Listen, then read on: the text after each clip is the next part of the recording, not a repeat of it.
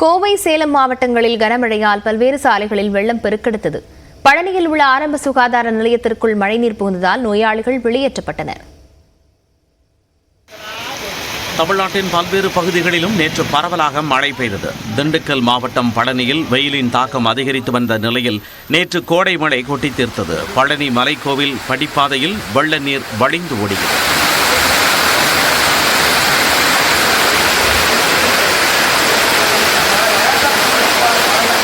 பழனி நகராட்சி ஆரம்ப சுகாதார மையத்தில் மழைநீர் புகுந்ததால் நோயாளிகள் வெளியேற்றப்பட்டனர்.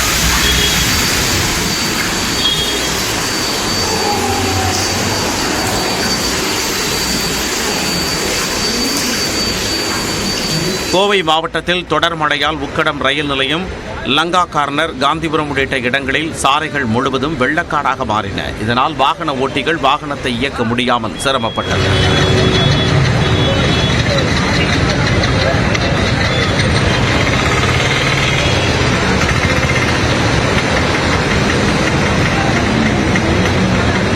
கோவை சுல்தான்பேட்டை பகுதியிலும் கனமழை பெய்தது. வதம்பச்சேரி கிராமத்தில் உள்ள அரசு உதவி பெறும் பள்ளியின் விளையாட்டு மைதானத்தில் மழைநீர் குளம் போல தேங்கியது.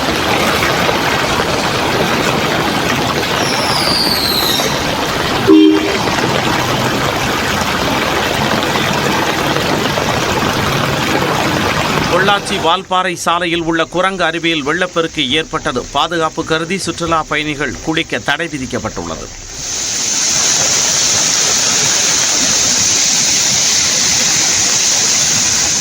சேலம் மாவட்டத்திலும் தொடர்ந்து இரண்டாவது நாளாக பல்வேறு இடங்களில் கனமழை பொழிந்தது. இதனால் தண்ணீரில் மிதந்தபடியே வாகனங்கள் செல்லும் நிலை ஏற்பட்டது.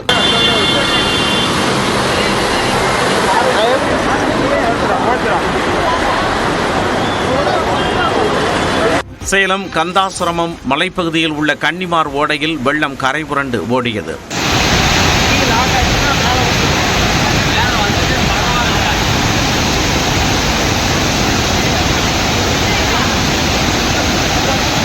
சேலம் ஜருகு மலையிலும் காட்டாற்று வெள்ளம் ஏற்பட்டது.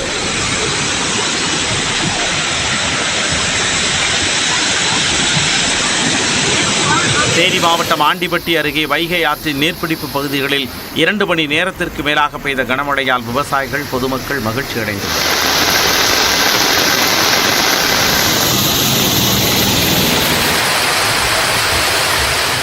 திருச்சி, மணப்பாறை மற்றும் அதன் சுற்றுவட்டார பகுதிகளில் 4வது நாளாக மழை பெய்தது. ரயில்வே சாலை, பேருந்து நிலையம் என முக்கிய பகுதிகளில் மழைநீர் குளம் போல தேங்கியதால் வாகன ஓட்டிகள் சிரமத்திற்கு ஆளாகினர்.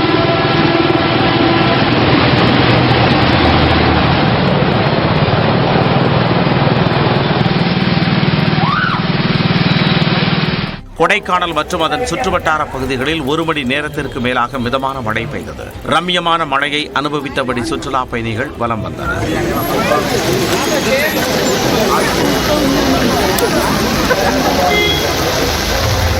விழுப்புரம் மாவட்டம் செஞ்சி மற்றும் அதன் சுற்றுவட்டார பகுதிகளில் 1 மணி நேரத்திற்கு மேலாக மழை பெய்ததால் வெப்பம் தணிந்து குளிர்ச்சி நிலவியது.